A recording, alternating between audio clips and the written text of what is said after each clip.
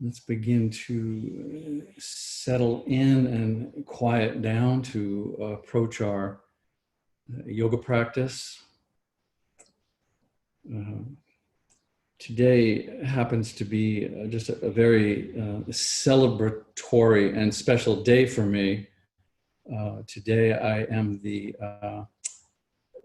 parent of a 30-year-old incredibly graceful and beautiful and conscious young woman. So happy birthday to my daughter, Roxy. It really continues to amaze me how memory and body and time and space and just the unfolding of presence all has the capacity to merge and then to separate, and it's in many ways quite ungraspable. It's kind of like the big fish swimming around the pond, this old wise fish swimming one way, and from the other direction, these two young fish are coming, and as they pass each other, the old wise fish says, "How's the water, boys?" And the two young fish keep swimming, and at some point one looks over to the other and he says, "What the hell is water?" So our life and our practice, our seeking, our resting can often be like this. We're often not even sure what it is we're after. We're not even sure how to just rest peacefully and just have this be enough, even though we can't grasp it. So in honor of this birthday, 30 years on this planet, I'd like to start with a short reading from the Parents' Tao Te Ching. This is a book by William Martin, not just for parenting, for everyone. He also has the couples Tao Te Ching and the sages Tao Te Ching, all just lovely sort of a specificity of this ancient wisdom into these specific areas of parenting and such. So I'll just start and open us with this short reading from this lovely translation. This is called Your Greatest Legacy. If you want your children to succeed, show them how to fail. If you want them to be happy, show them how to be sad. If you want them to be healthy, show them how to be sick. If you want them to have much, show them how to enjoy little. Parents who hide failure, deny loss, and berate themselves for weakness have nothing to teach their children. But parents who reveal themselves in all of their humanness become heroes. For children look to these parents and learn to love themselves. The parenting need not be a burden. One more thing you have to do and don't do well enough. Instead, consider your failures, your sorrows, your illnesses, and your difficulties as your primary teaching opportunities.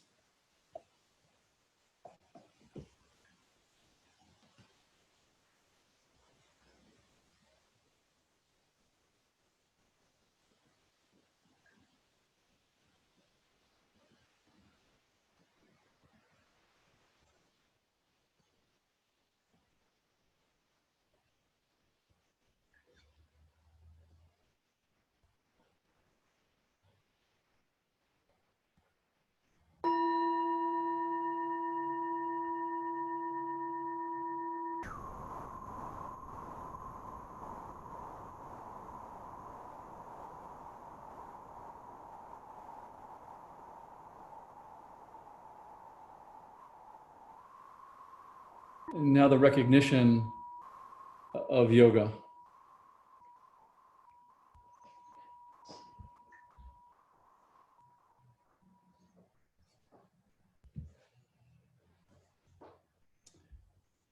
So I'd like to start just with a bit of movement and then particularly settle into the fingers and the joints of the hand, the knuckles and the wrists. But before we begin, if you just take a moment to look at your hands and just appreciate the anatomical brilliance of them. And I mean, what are they really? And when you ask them to move in such a subtle and articulate way, how do they do that? I do not know how they do that, but I know that it's marvelous and miraculous. So the joints in the fingers, the joint of the wrist, the thumb, these are all just as susceptible to the fascial tightening as any other part of the body, as the toes and the ankles, which I work a little bit more often. So I'd like to just suggest this to compress into the fingers. So being the parent of a 30-year-old, that makes me, pretty much a fossil or a dinosaur, I would suppose. But I have to say, my fingers and my wrists and my hands are incredibly supple because I address this fascial tightening in my hands on a regular basis. So very good for us to get into the hips and the pelvis and the neck and the shoulders and the knees. But the sensitivity of this practice as we're attempting to go into the core of this ubiquitous system that would be the fascial system. So the way that I would like to start is just to come on all fours into a tabletop. And you can just come onto your palms if you like. If this is going to be a little too much on the wrists, you can play with that a little bit. But a nice alternative is to go onto the knuckles like this to make a fist so the wrists don't get overstrained. And what I'm going to suggest we do is just move around intuitively. I'll talk us through it a bit. But then at some point, what I would like to do is come onto the 5 fingers. Yeah, so make a claw and come onto the tips of the fingers. And then just the body weight here, the shoulders over the elbows, over the wrist may be enough. But if you're able to, you have the opportunity to bring the weight down almost as if you're doing a push-up. So the fingers will be stressing. Be careful. Try not to snap any. But you can bring the body down and then come back up and then come into this sort of loose, fluid cat-cow. And at some point when you feel secure and build strength, I'm not suggesting this now, but what we can then do is take this into a full plank and come down and come up. And this is where you start to feel secure and feel the suppleness in the fingers. But for now, let's just start either with palms flat or fists on the knuckles, and just start to move your body. It doesn't have to be the traditional cat-cow, lower back up, lower back relax. Just have some movement, and especially movement that will allow you to relax back towards the heels and sort of floss the spine and extend the body forward. This is why sometimes the fists are better if you're coming forward. You can enjoy that into the wrist if you bring the body forward, but this can be a little bit too restrictive for some of us. So just let's start this way. So we're not on the tips of the fingers yet. So we're just kind of moving the hips. You can go side to side, drop the belly down, inhale, lengthen through the spine back. So just kind of feeling the body, enjoying the lack of structure in the movement and just noticing how it feels. And also, this is a lovely way to stimulate these endpoints of the meridians in the fingertips. So good. So if you're ready, let's try that. Let's come on to the 10 tips of the fingers so they feel like the weight is evenly distributed. Actually, I'm going to put mine a little forward of the shoulders, which works well. And then keep the intuitive movement going. And if you find when the shoulders come, like I said, directly over the wrist, this may be enough. If you would like to bend the elbows and start to come down a bit and then back up a bit, no need to come all the way down. But if you'd like to, you can bring the chest to the floor, and then you could bring the hips all the way back and stretch the fingers out.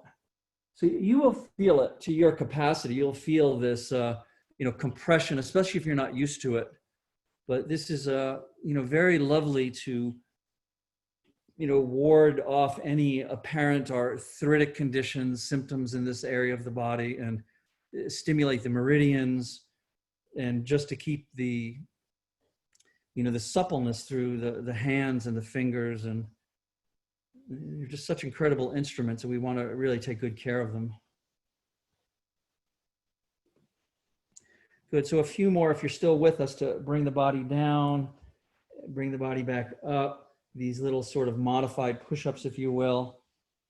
And then, good. Let's then bring the entire body back into child's pose and just curl up and just feel that whatever you're feeling, the release in the fingertips. This is lovely to, to just to connect, viscerally with this part of the body.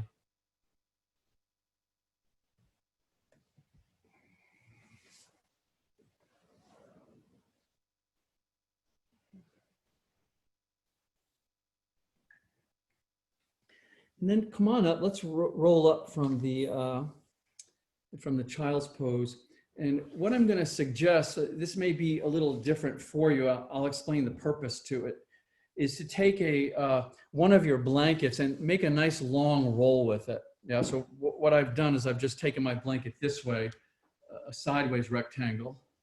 Although I think it's a sideways rectangle. This may be the way rectangles are. And just make a nice long roll. I want the roll to be as wide as opening the legs about 2 or 3 inches on either side of a yoga mat, if you're using a yoga mat. And then we're going to take this roll, and it doesn't have to be that high. Yeah, you can see it fits under my knees, but I would like you to put the feet flat on the floor and bring this roll up under the upper thighs. Yeah.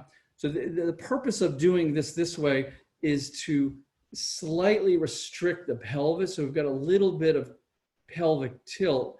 So when we start to come into forward, it's going to bring you into something that's very unfamiliar. So instead of just continuing to do these forward bends in a typical habitual way, we're now just easing that pelvis back a little bit. So if this is unfamiliar or you feel restricted with this, that's part of the purpose. Again, my legs are open about 2 or 3 inches on either side of a yoga mat if you had one, or you can approximate that.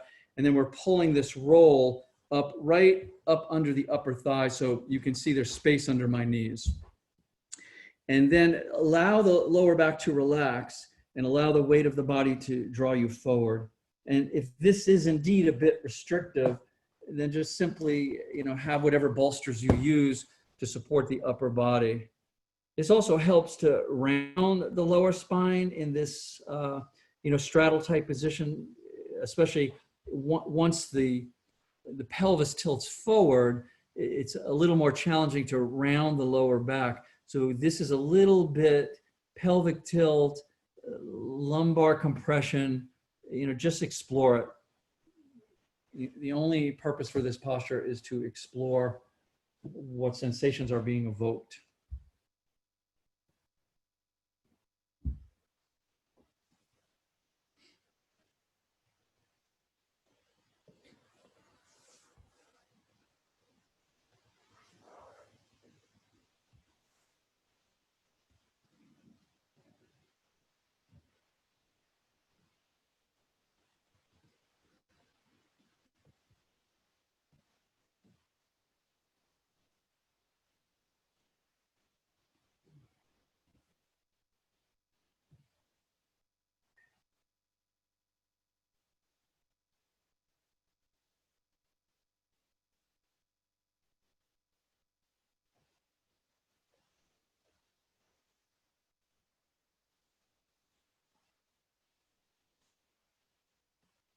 Just give yourself permission to move very slowly. Just because we're entering into a yoga asana doesn't mean that the experience has to be any certain way. Oftentimes we have, several, qualitative momentums moving through mind and psyche, body and soma, feelings and emotions. So just be patient. Whatever is present is present. Allow yourself to slow down. Have no expectations of your time in the body, but just an open-ended sense of exploration.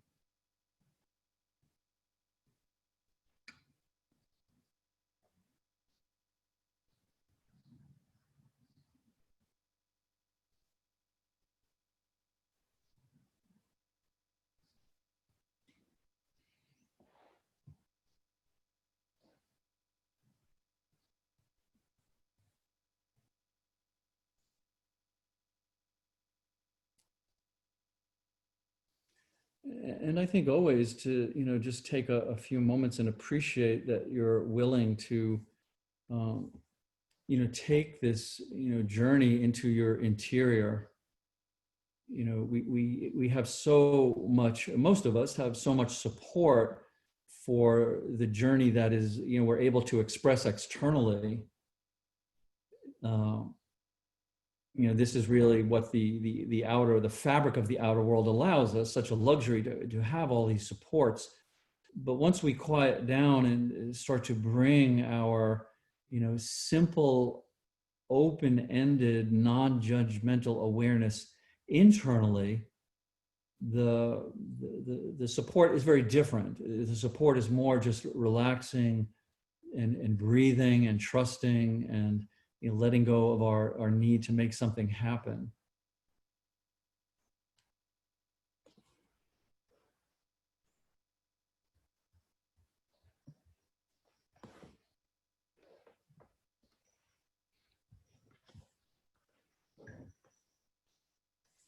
So let's come on up from here.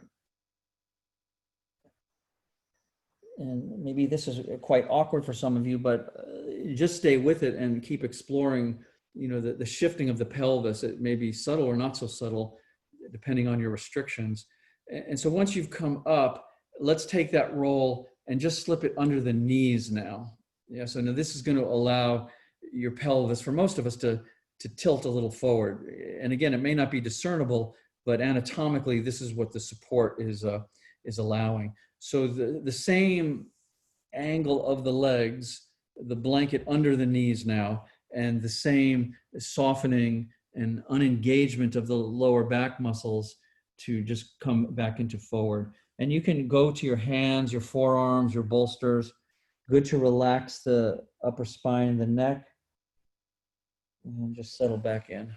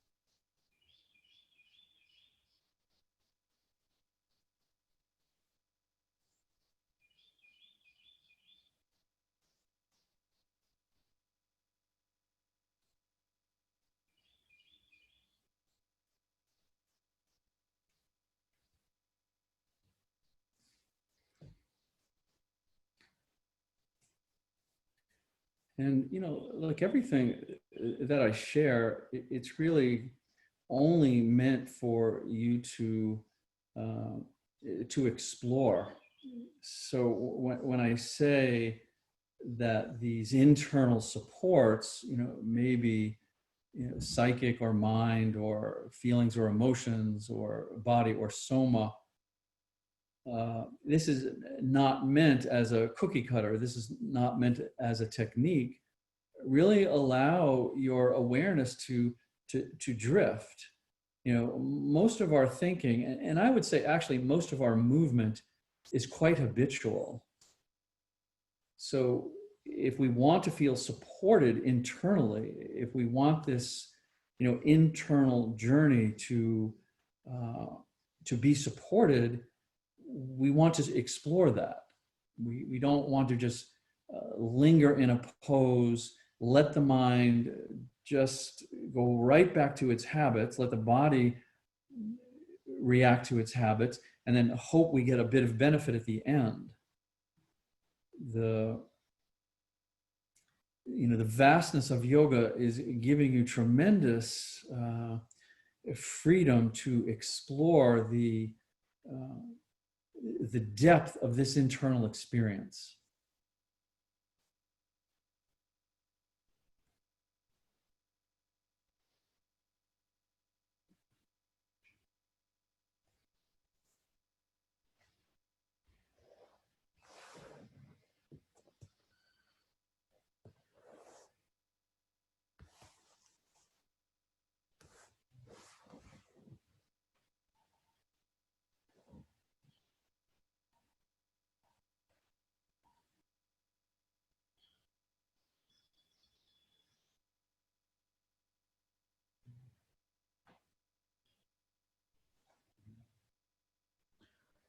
So please, let's come on up again. And then let's just remove that roll. So you can just slide it off to the side. We're going to use it again, so you can just keep it nearby. And then just open the legs a little bit wider. And I'd like to just go back to the fingers and the wrists and the fingers for a moment. So what I would like you to do is to interlock your fingers once you're sitting up, keeping the legs out. And with the fingers interlocked, just place them on the floor. Yeah. So this may be a little tricky, but once you get it, it's quite lovely. So what we want to do is we want to press all of the fingers down. Yeah. So if you look, you can maybe see the fingers themselves reddening or whitening. So we're going to press the fingers down. We're going to keep the heel of the palm on the floor as well. So right below the palm is that little from the thumb going towards the wrist. And then start to bring the elbows, the forearms, and the top of the wrist towards each other. But you're not letting the heel of the palms come up. You're keeping the heel of the palms flat, the fingers pressed down, and just pull in. Yeah, just pull in a bit. And then don't even ask me what's supposed to be happening. Whatever's happening is happening. So just feel this, feel the minute contraction, feel how, if there's stiffness or achiness or dehydration in your fingers and your hand and your knuckles and your wrists, this is going to express itself through these various aches and pains. So just a little bit more pressure, a little bit more holding. You can even press down. You can just let the upper body bring the shoulders forward a bit.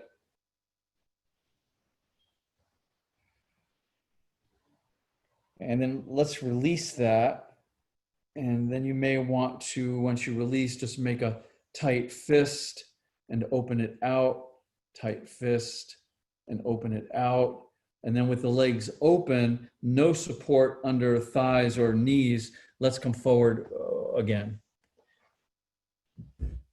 Just let the entirety of the spine, so allowing the entirety of the spine to relax means we have to let those muscular holdings go as much as possible. So the idea of stretching is not appropriate here. The idea of relaxing is very appropriate.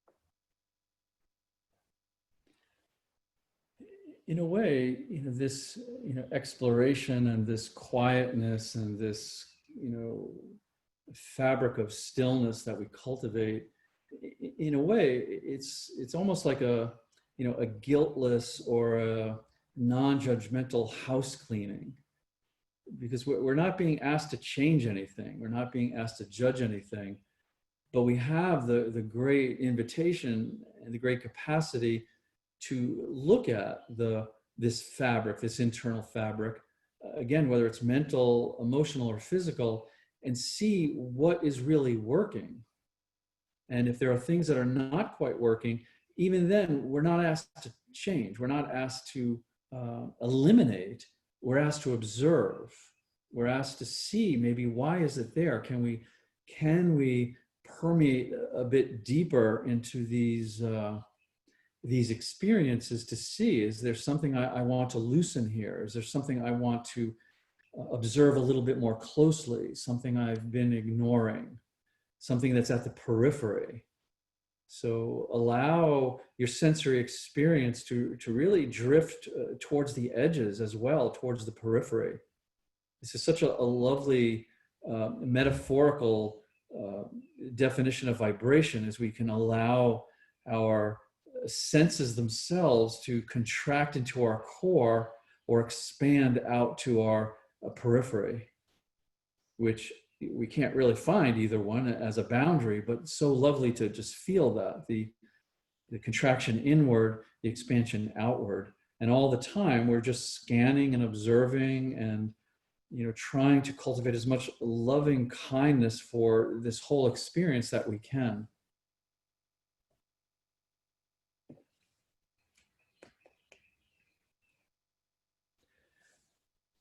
Good, so let's come on up, please. And let's lie down and take a rest once you're up.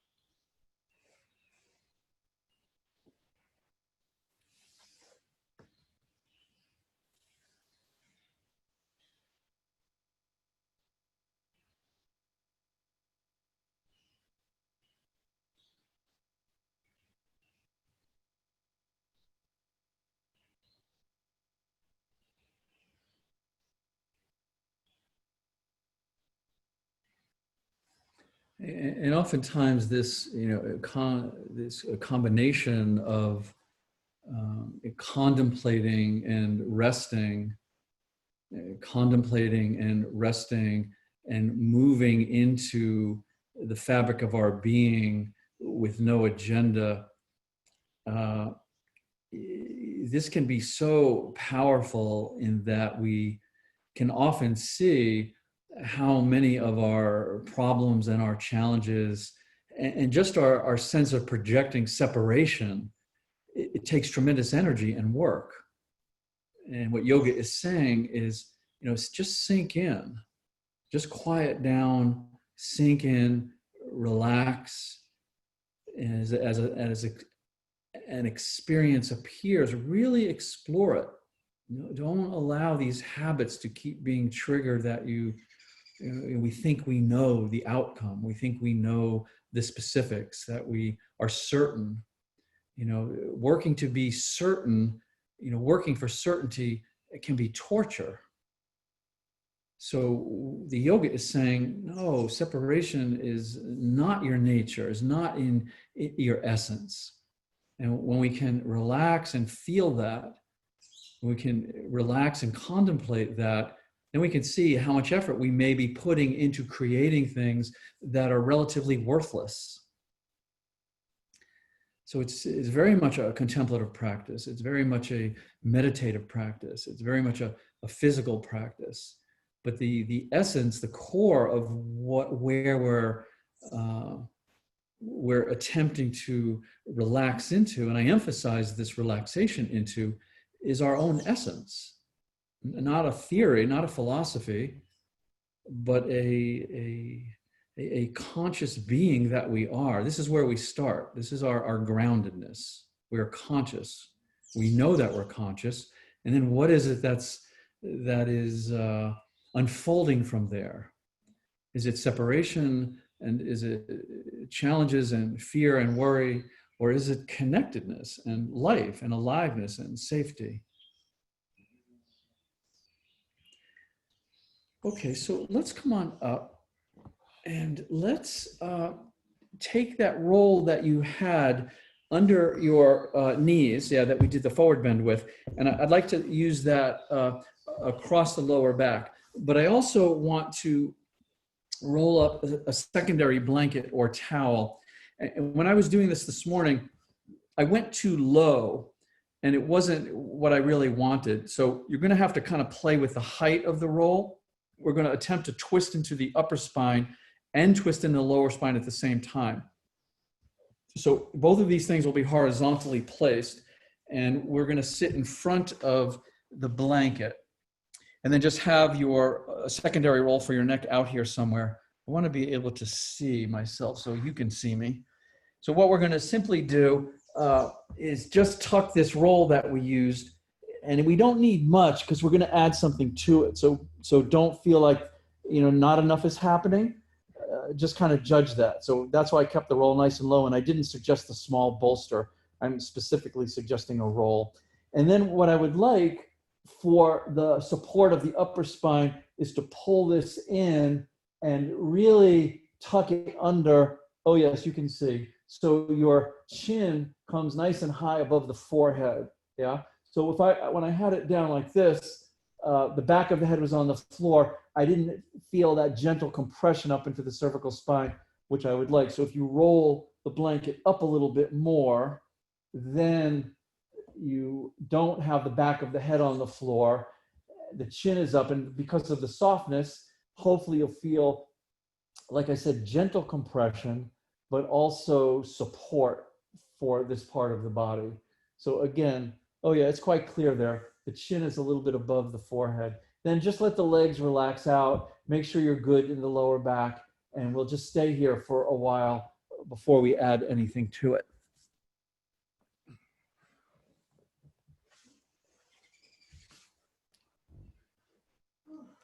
And when I say just right or appropriate depth, always I mean what's just right or appropriate for you, for your body right now.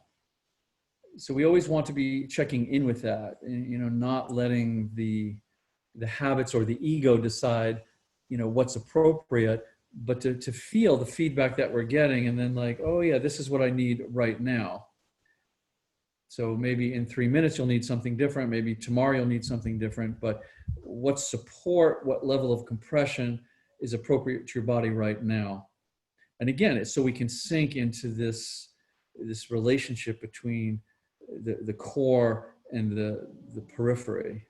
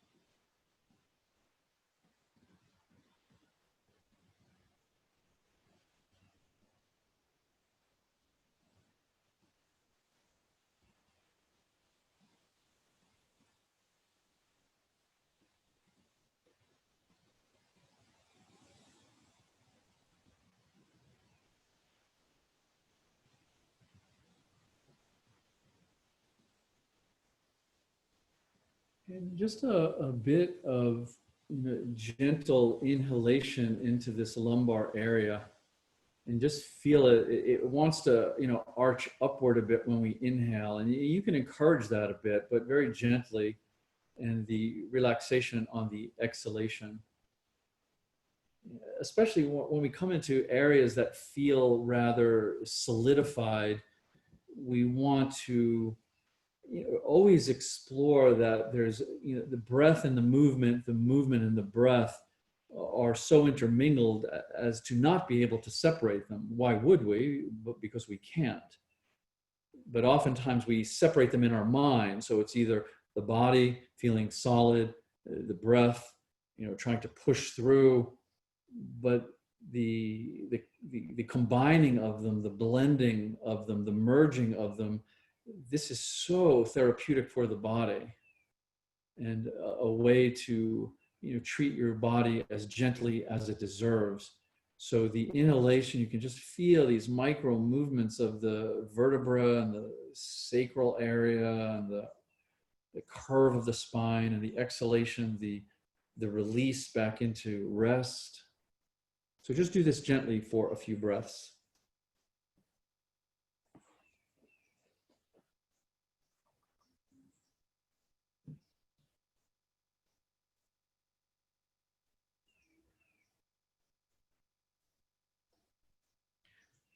Good. So now what I would recommend to do is to bend your knees and put your feet flat on the floor,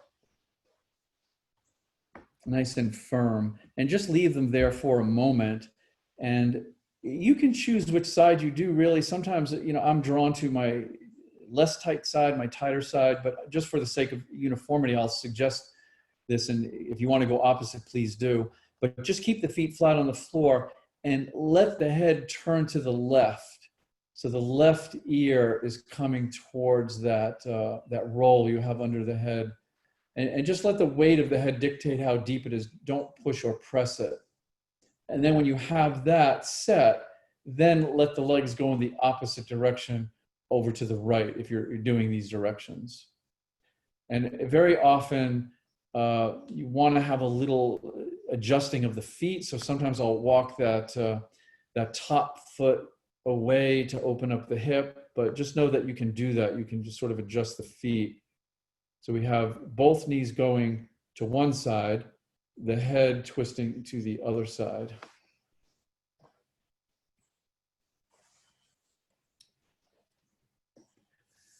And just such a lovely image to draw inward is that the spine is in no way straight. It has these lovely curves rippling through it.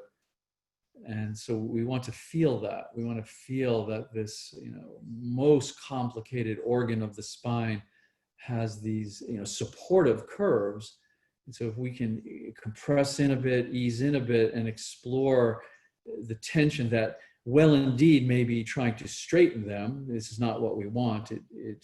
We want to maintain the integrity of the natural curves of the spine. So just relax here. If you need to make any adjustments, please do.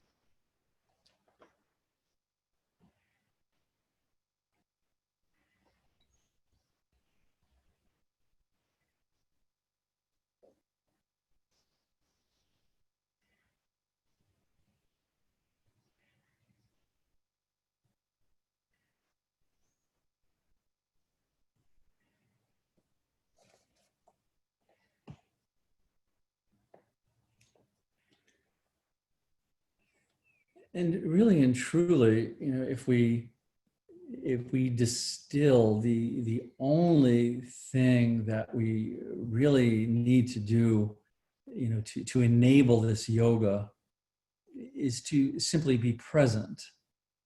But the trick of this is it's not something we can cultivate. So we're not trying to be present. As a matter of fact, what we're really giving ourselves a space for is to see how elusive this inquiry of presence really is. So this sense of here-ness, this sense of right now-ness, this sense of presence, we cannot pin it down. So this is, we want to add this in. We want to expand our consciousness to the place where we see that the attempt to be present is slipping away. The attempt to be present is unfolding, and to be present with that. And this allows us then just to completely surrender, even our need to surrender. We just experience the waves of, oh yes, I'm present. Oh, it's unfolding and slipping away. Oh yes, I'm present. It's unfolding and slipping away.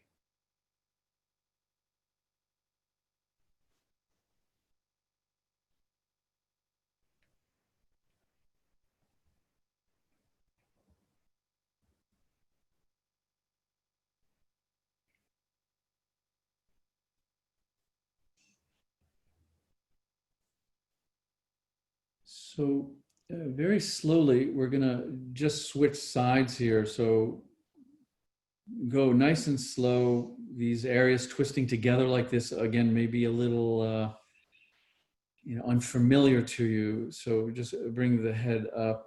And I would suggest once you bring the knees up, to straighten the knees out, keep the upper spine straight for a bit, and just let the twist kind of reverberate out before you do the other side.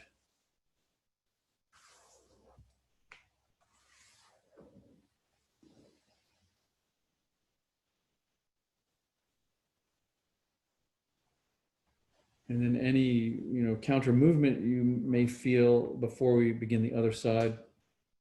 So this is something we want to do very carefully when we're extending the twist from lower to upper. But whenever you're ready, then allow the knees to go to one side, allow the head to go to the opposite side, and we'll rest here for a bit.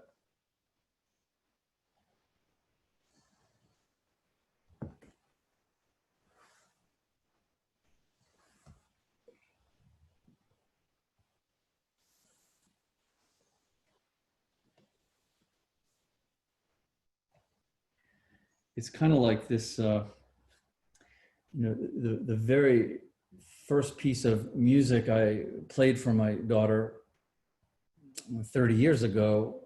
I don't know, it was in those early sort of just out of the cocoon days, maybe 3 or 4 days old. But this little known piece of vinyl by Van Morrison called No Guru, No Method, No Teacher. And that's really the essence of this practice. And it's really the essence of authentic and original yoga, is that we're coming into our own teacher, our own guru, our own method, by following the wisdom of the body.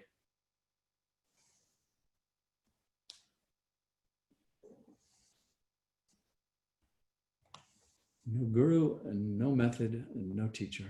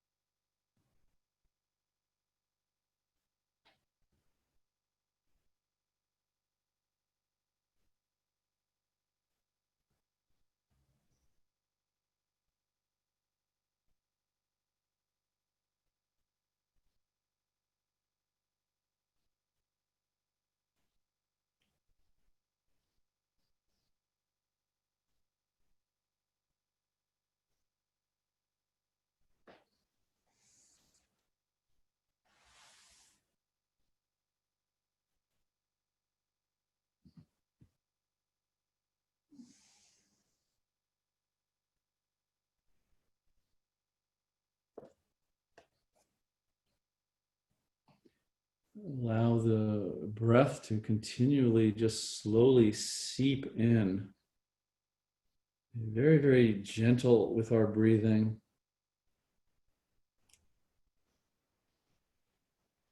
Very gentle, but also it can be very deep.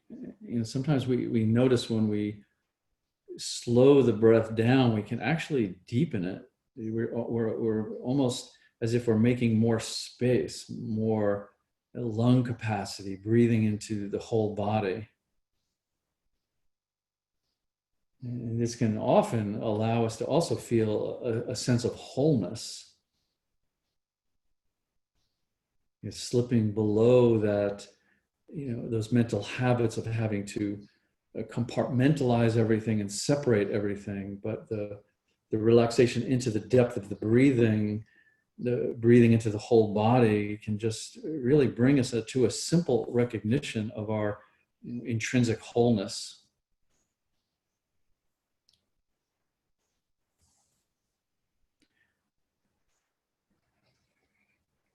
Good. So let's once again release here. We'll bring the knees up and bring the upper spine back to a straight spine.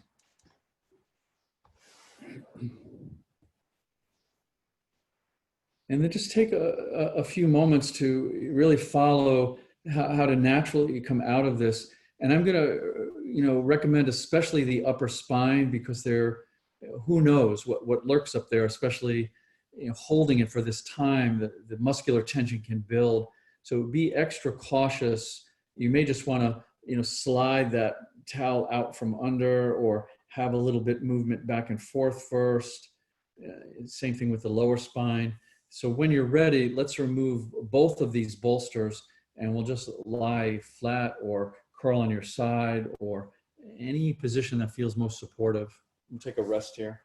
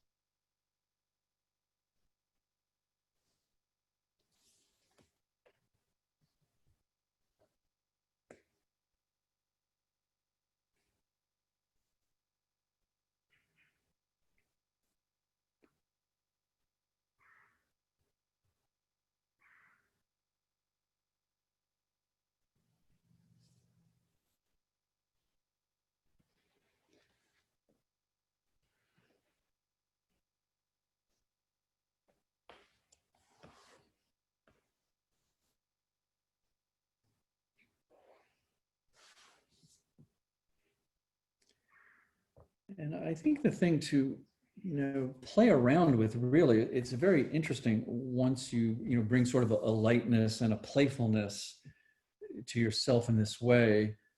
But what I have been enjoying playing with is to see that, whether it's my language or your own internal narrative, your own internal dialogues, that the language cannot ever really grasp what the experience is. The language has the capacity to point to something that is fundamentally beyond language. So very often when we have these mental habits and these mental patterns, we mistakenly believe that these concepts are holding something that are real. they're not. So, and this is why I say to be playful with this, to see that whatever this linguistic concept that I'm holding about my experience, see that it's only pointing to something that cannot be expressed linguistically or conceptually. So you get to play with that, because sometimes that's the, that's the path. There's a linguistic conceptual path that brings you to this doorway. And sometimes we don't go into the doorway. We just then stack another concept on another concept. And before we know it, we have a belief system. So the playful, gentle, open exploration is to see that if we open up that door where the language has taken us, then it's just direct experience. It's just the vibration of consciousness. And this can be a contraction, that consciousness can contract into language. Consciousness can contract into concept. Consciousness can contract into body, but then it can also expand and flutter outward and let go of body, let go of mind, let go of language. So what a thing to play with. It's very lovely. So come on up, please. And we're going to come into a simple square, and then we're just going to extend it out. So again, be mindful, be sensitive to these hold times. Yeah, oftentimes when I'm in person, I can kind of gauge the collective feeling and come out or stay longer depending on what that feels like. I don't have that opportunity. So if you need to come out and let the body rest and move a little bit, please take advantage of that. If you need to stay in longer, the same thing. Yeah. So let's just take as we're sitting with both legs open, let's take the right leg and put it in front of you.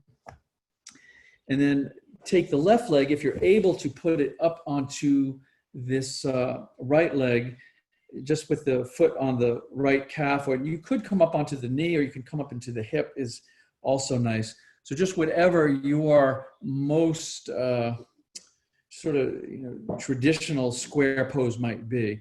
If this indeed is not available to you, you don't have access to the hips this way, then just put a blanket out in front and open it out. Yeah, so you can open this pose as much as you would like to. But either way, once we've set up the stability of the lower body, just begin to slowly come forward. Be a little bit aware that if we just let the upper body weight come out and forward, it's going to help to tilt the pelvis forward a bit, almost to the point where the sits bones want to come off the floor. Keep the sits bones, if you can, grounded to the floor. More allow the upper body to come more down and inward. And then as the compression starts to move into the sacral spine, then that pelvic area might tilt a little bit naturally, but not by leaning forward, just by the fact that it's connected, if you will. And then just let your body just completely relax.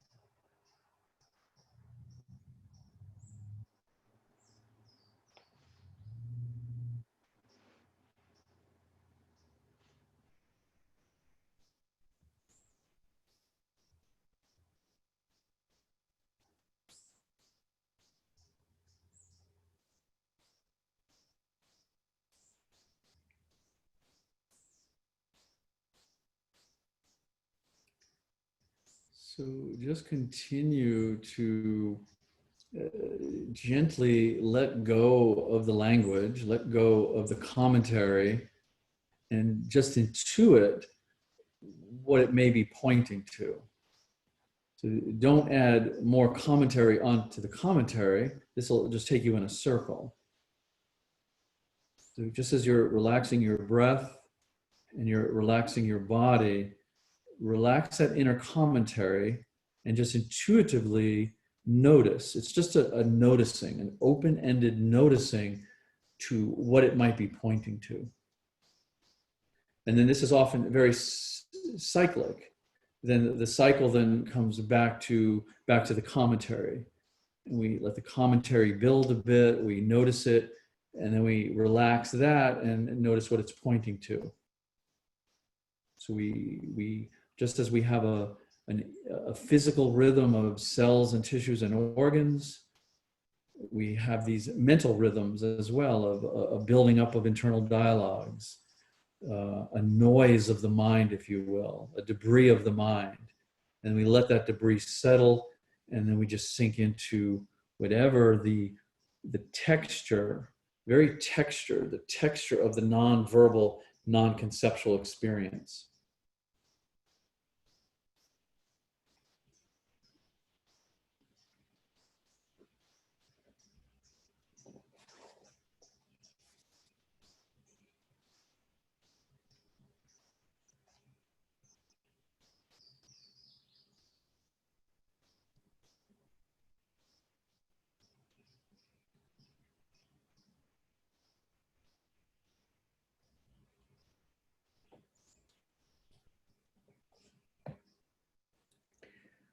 There's a most beautiful line from the Mahamudra that says, "Let thoughts rise and fall as if waves in the ocean." And so that's the exact imagery that I'm talking about, is that a wave seems to have a life and a form and an energy, and it rises, but then it crashes, and then it just slips back into the totality of ocean consciousness. And there's really nothing there. There was only just water there, only just conscious there to begin with. So same thing with these inner narratives. Let them rise, but then let them crash and let them dissolve and let them slip right back into the ocean of consciousness from where they came.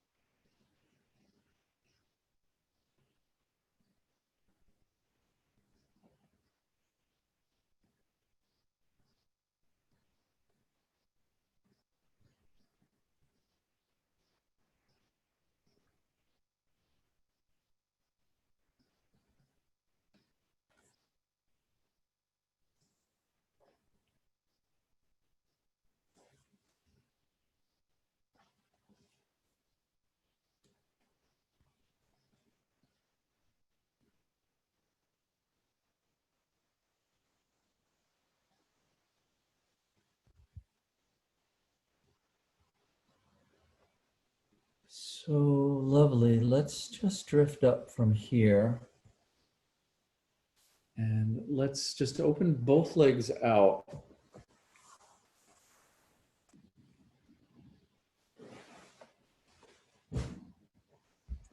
And then we're going to keep the right leg out. And this is supposing that and hoping that you have the left leg on top for the square position. So if that's the case, let's leave the right leg out. If not, you can reverse it. And then we'll take that left foot and put it on the inside of the left leg somewhere. Yep. So it doesn't need to be way up here and tighten up everything on the left side. You know, have it be where it feels like you're honoring the openness of your skeleton.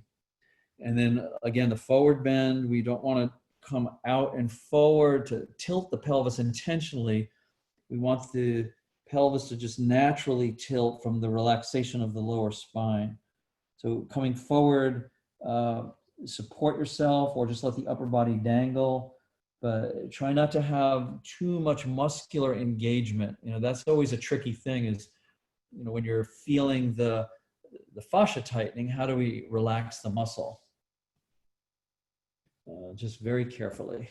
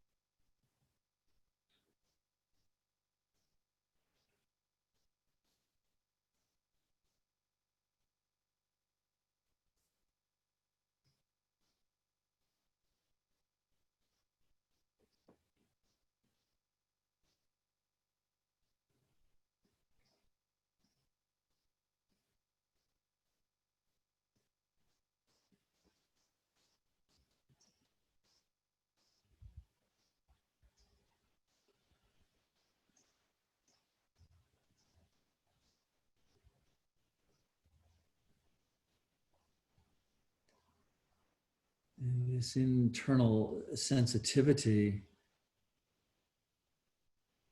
So holding space for this exploration, and what yoga is really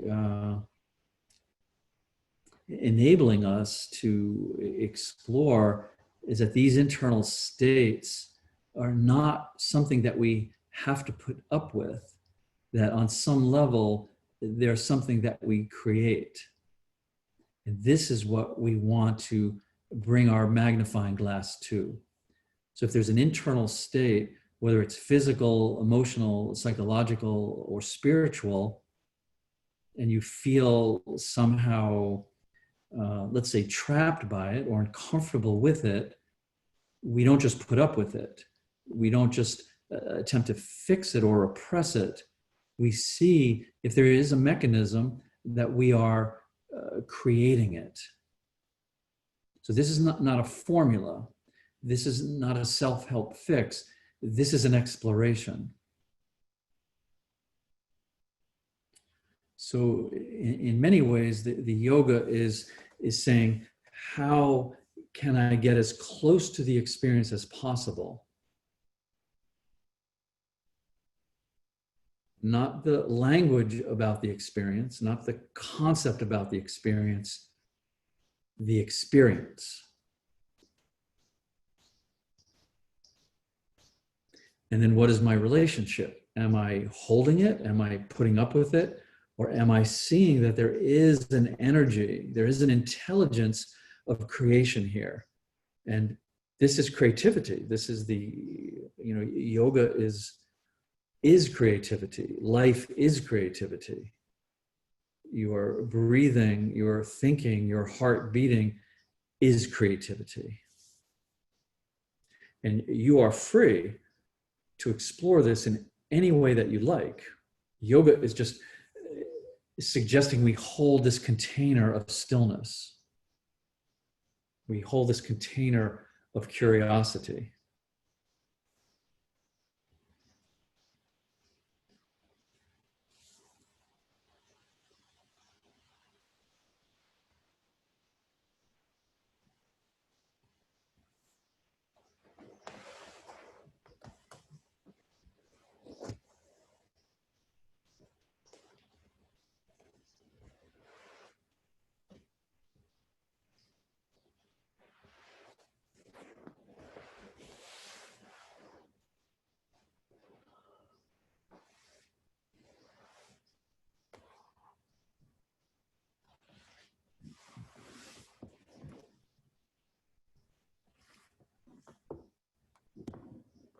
So let us come on up, please, from this.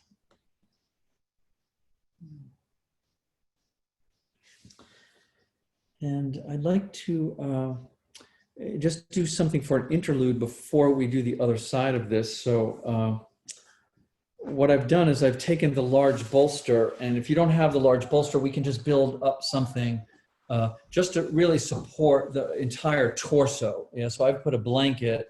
You could put a small bolster under it, but I've just chosen to show it with a blanket.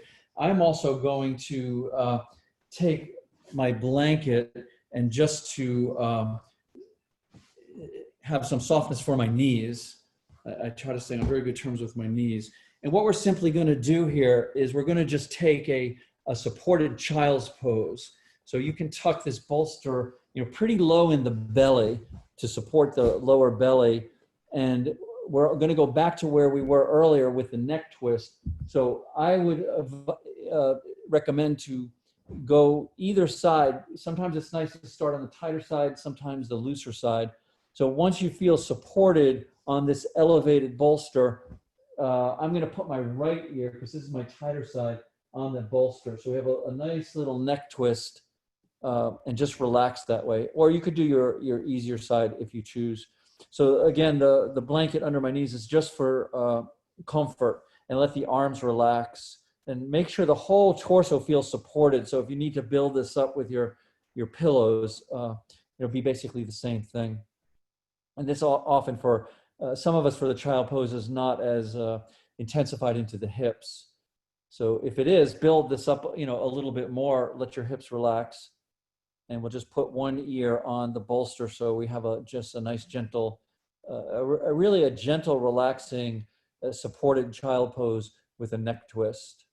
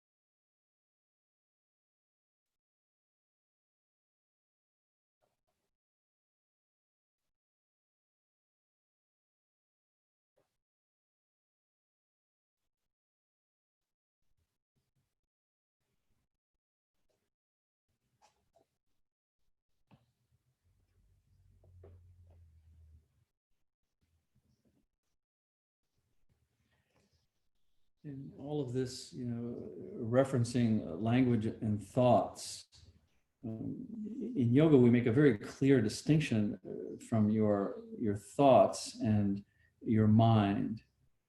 So the mind, your mind is sheer brilliant emptiness.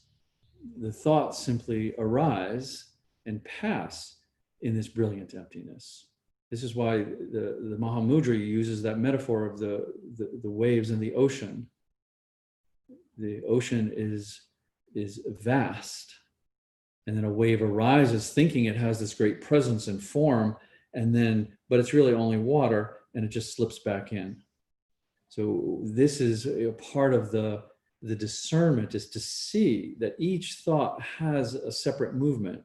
It arises, it begins as an urge, it gets your attention, it's temporary, and it goes back from where it came in this sheer, brilliant emptiness of your mind. And once we just get a little space between that, this is our yoga.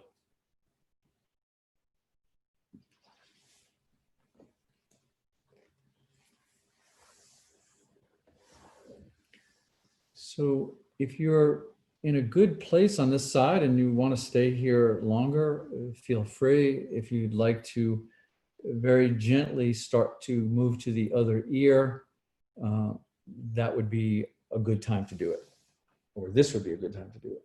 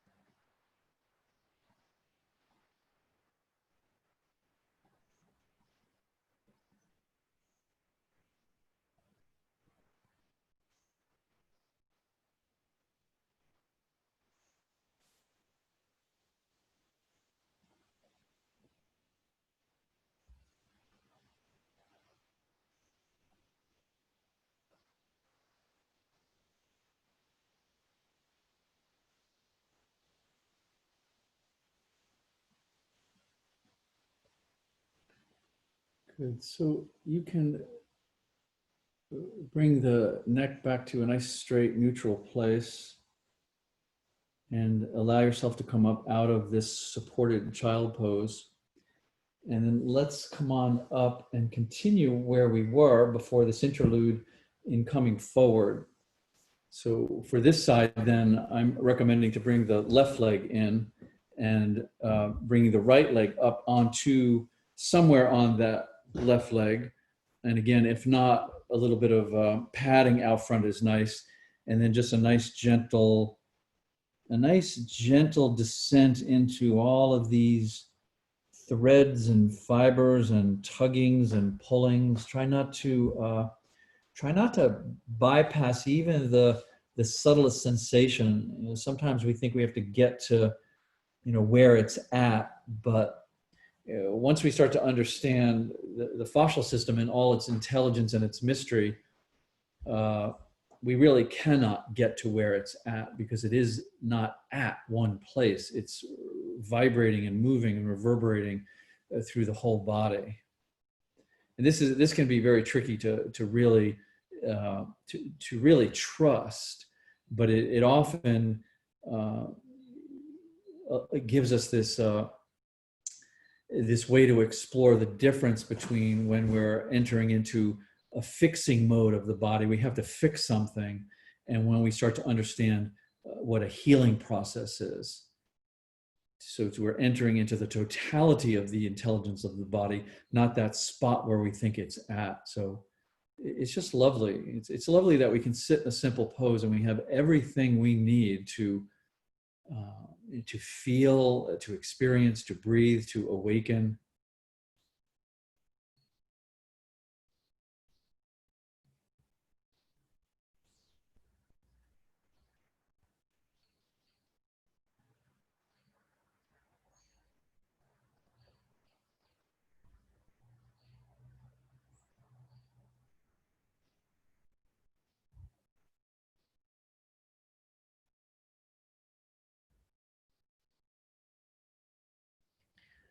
No guru, no method, no teacher.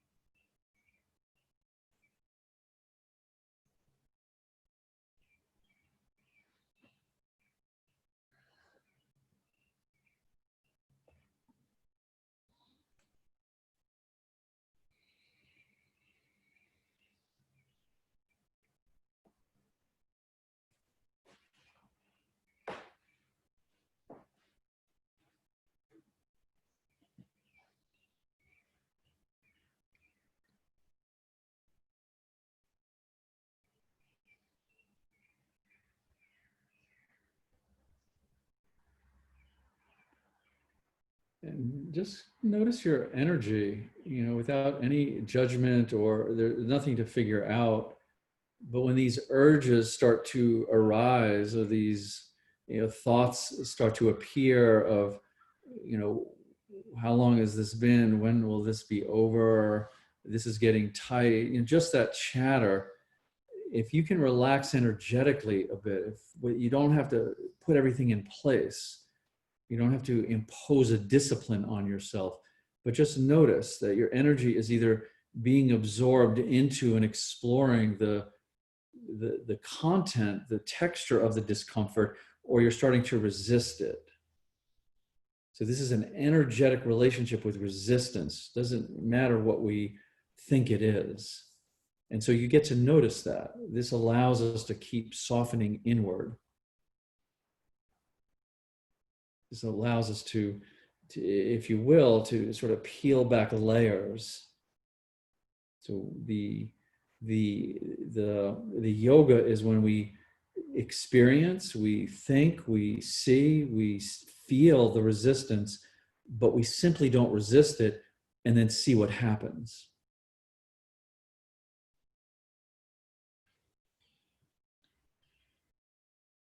So let's come on up from here.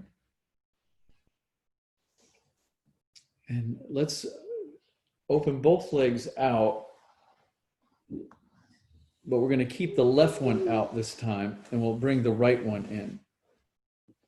And that's, again, supposing that you have the right one on top. So if you have the right one on top, extend the left one out, put the sole of the right foot somewhere along the inside of that leg, and coming back into the same forward bend. And by same, I just mean we're coming forward. We're not needing to keep the body, shoulders and hips aligned, bringing the forehead to the shin or the floor in front. You can certainly sway the weight of the upper body left and right and scan a bit and see where these energetic and apparently physical resistances are. And then just try to allow yourself the calmest, the most direct, the most curious presence you can with that resistance, and try not to resist it. And then see, you may be guided to shift, you may be guided.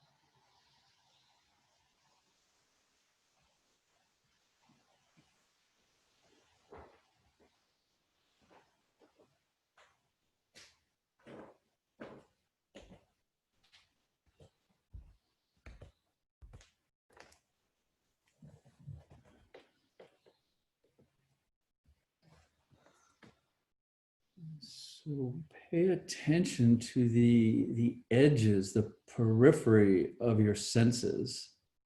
Oftentimes, if we start to bring a direct focus into our experience, it's going to trigger a memory. It's going to trigger the mind in some way, and then we're right back in this, this linguistic conceptual exploration.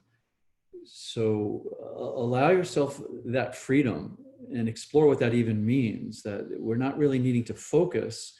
We're allowing our feeling intelligence to be more expansive. So when we sense something, allow it to breathe out to the edges.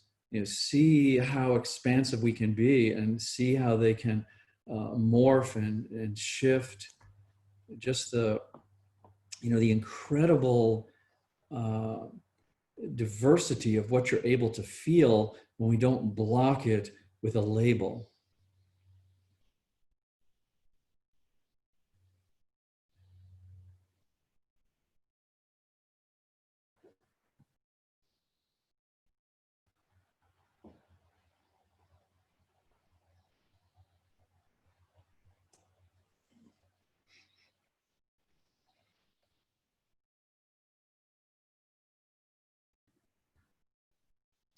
I mean, really, it's quite amazing that we have this capacity when you think about it, that yoga is inviting us to explore this, incredibly rich, somatic intelligence that we all have without having to focus or concentrate on it, but to lean into it, to relax into it, to feel into it.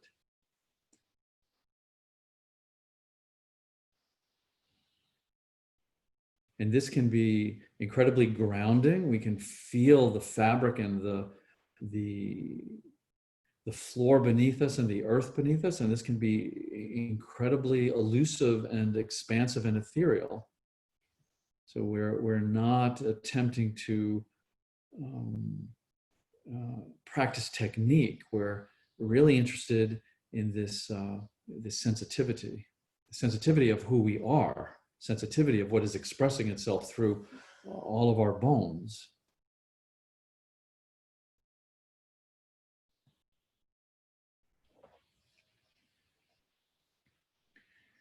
Good. So let's come on up from here, please. And once you've come on up, let's lie down and let's take a rest after this before we move on.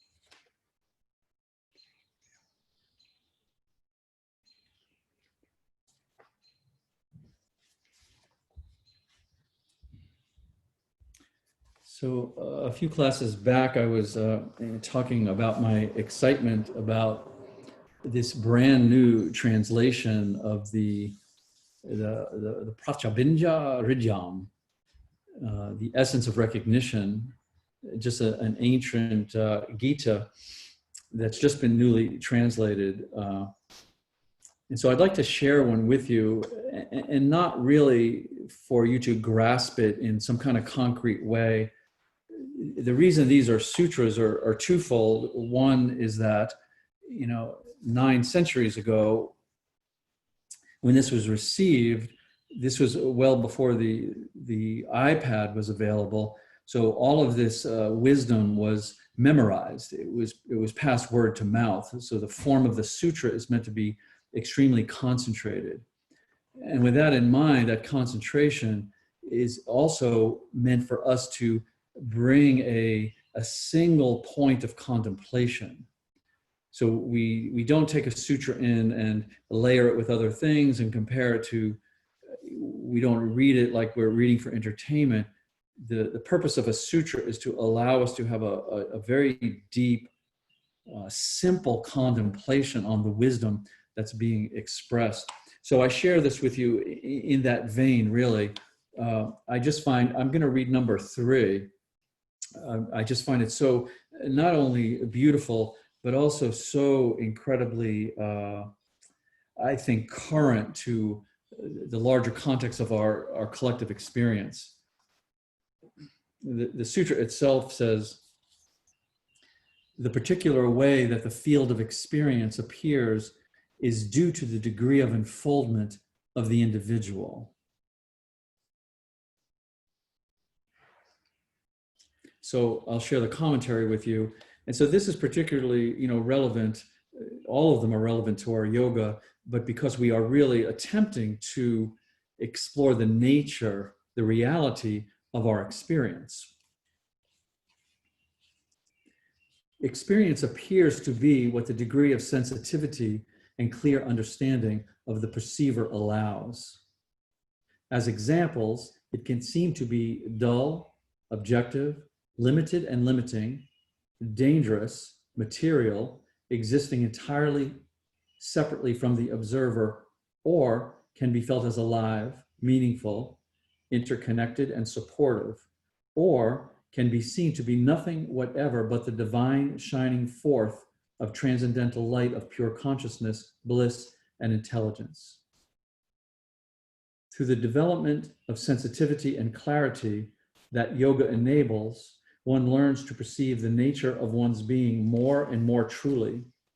And as this develops, the world that you seem to inhabit, your being, and the interrelationship between the two changes fundamentally in its implication. As your sensitivity unfolds, what you, your world, and their interrelationship seems to be will change many times until ultimately you realize the transcendental light of absolute consciousness shining within itself to be the sole totality.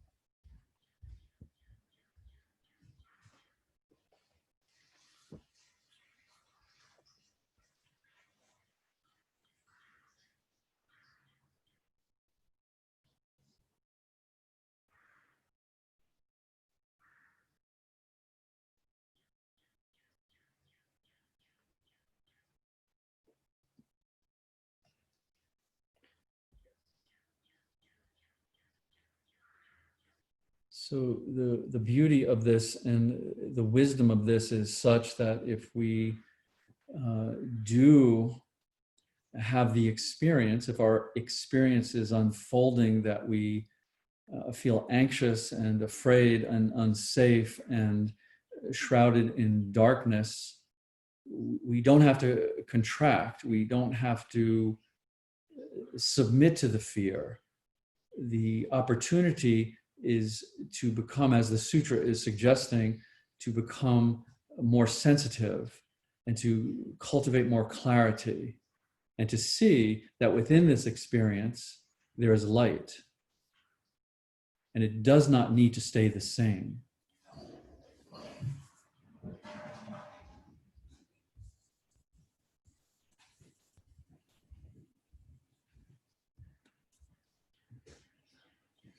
So let us come on up, please.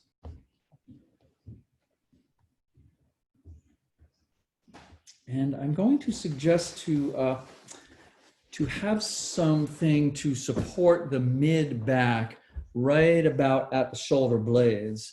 So if you have the small bolster, I'm going to suggest you put the small bolster on a blanket. So we are affecting not just a simple compression, but a bit of a thoracic spine backward bend. If you don't have the small bolster, then you could just use 2 blankets or a blanket and a towel. So don't, it's easily reproducible. So the blanket and the towel, yep, that will work just as well. So I'll just do it with that. And where we want to place this, again, so we want to have a bit of compression and a little bit of a mid-thoracic opening. So we'll either the blanket and the bolster or blanket and towel or whatever you have. I wouldn't suggest a pillow. I don't want to arch the upper body too much. So just gonna, this is perfect. I'm just placing this like right at a little bit below my scapula. And as you can see, as I come over this, my sternum area, my diaphragm area just expands, my rib expands. And then we'll put the arms just to the side, the arms as relaxed as possible. and the legs just relaxed out as well. And if you want to build a little more height here, you can. If you want to come down a little bit more, I feel the compression here, but you know, it will change over a minute or two or three when we start to sink into the fascial barrier. Yeah. So after 3 minutes, it's significant. After 5 minutes, it's significant. And then these sort of, you know, hormonal and chemical changes start to happen. So just find a place where the neck is not pinching, the head's not dangling, the thoracic area in the back is compressed a bit and supported somewhat, and then we'll just relax.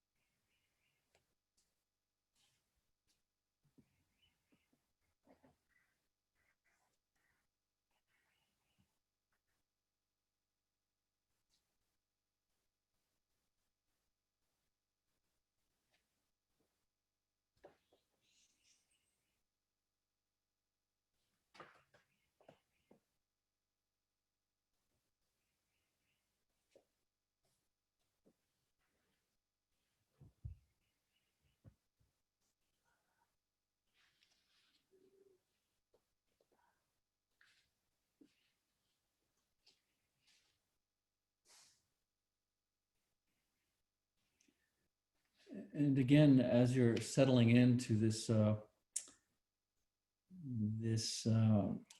diaphragmatic journey, another short reading from the parents' Dao Te Ching.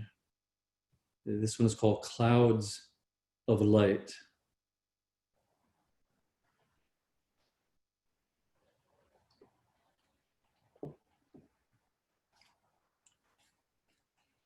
They look so small and frail, but they are so great and magnificent.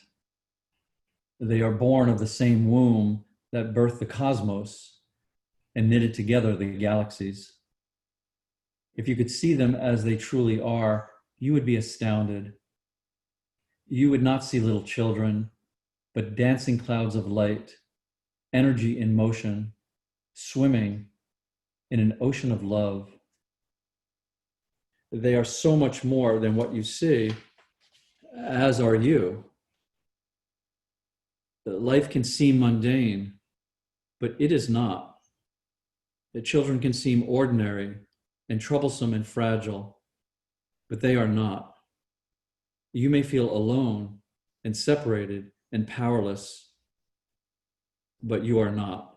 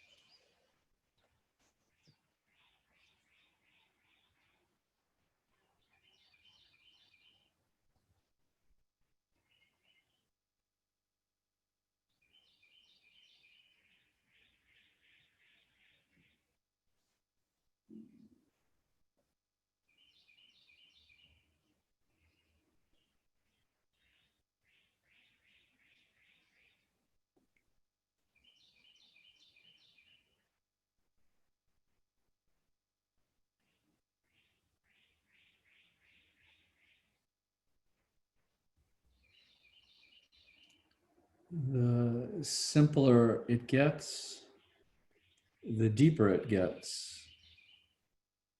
Yoga, meditation, life, the moment. So, whatever your experience, let it relax and let it just very naturally drift towards the periphery.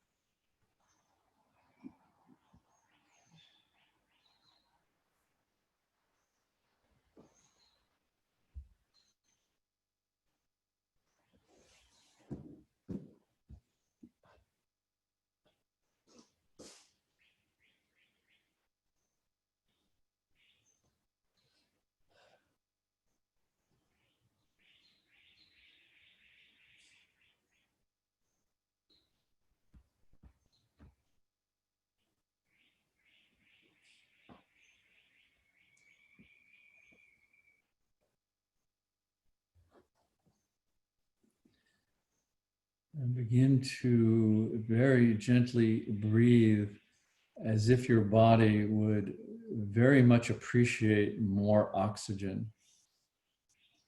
So just slow, deep,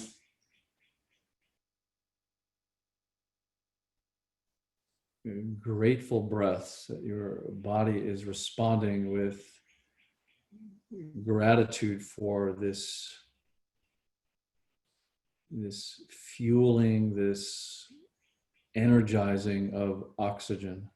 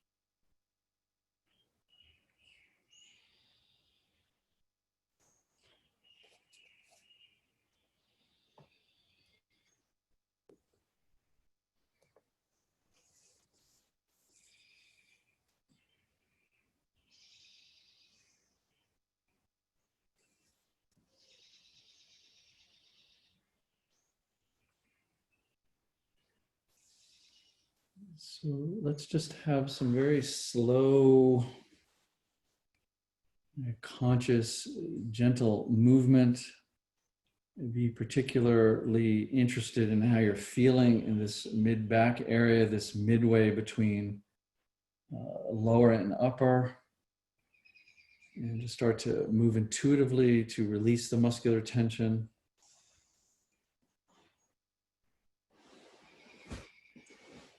And then we'll put the feet on the floor, start to gently work our way, roll out of this.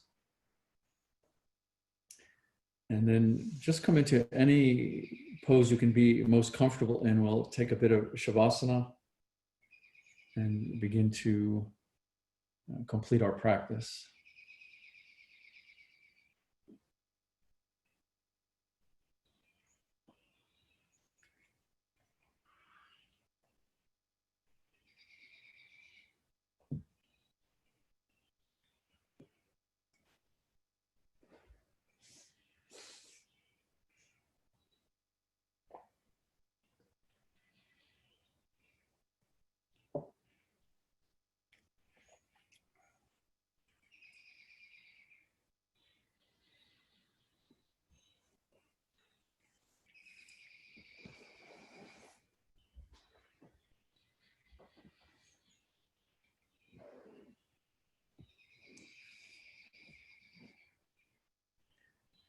And certainly you're welcome to stay in this position you're in as long as you'd like. If you'd like to sit up with me and have a moment to close, your choice.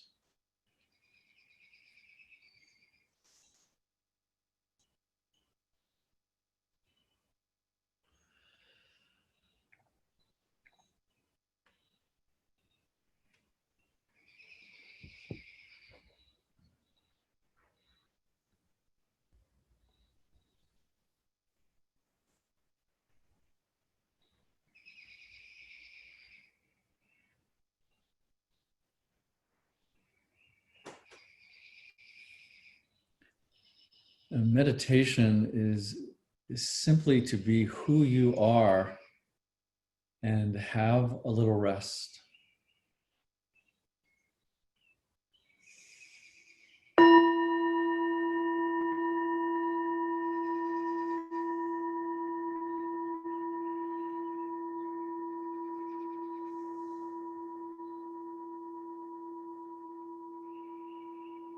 And namaste.